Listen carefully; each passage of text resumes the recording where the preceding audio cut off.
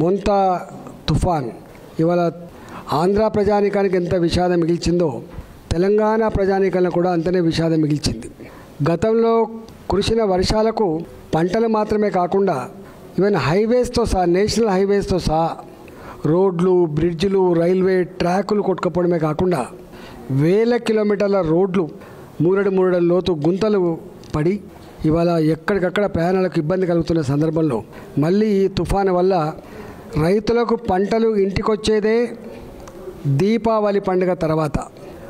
ఒకవైపు కోత కోసిన వరి పంట, కోత కోసిన మొక్కజొన్న పంట రోడ్ల మీద మొత్తం మొలకలు వచ్చినాయి. తడిసి దగ్గరికి చేర్చి కుప్పలు పోసుకొని తార్పాలని కప్పితే ఆ వేడికి మొత్తం బూజు పట్టిపోయినాయి, అక్కడక్కడ పోయినాయి. కొట్టుకపోయిన పంట కొంత భాగం, తడిసి మొలకలు వచ్చిన పంట కొంత భాగం కుప్ప చేసుకొని తారిపాలు కప్పుకుంటే మొత్తం ఫంగస్ వచ్చిన పంట కొంత. ఇక పత్తి అయితే చెప్పనవి కాదు, మొత్తం చెట్ల మీదనే తడిసి ముద్దయి మొత్తం పచ్చగా మారిపోయింది. అది రాలిపోయింది, పచ్చగా మారిపోయింది, అక్కడా కూడా పోయింది. పంట నెల రోజులకో 2 నెలలకో వేసిన 2 నెలలకు పోతేనేమో తక్కువ నష్టం ఉంటుంది. కానీ పూర్తి పెట్టుబడి పెట్టి నోటికాడికి వచ్చిన పంట, ఇలా మార్కెట్కి పోవాల్సిన పంట మొత్తం నీళ్ళ పాలైపోయింది.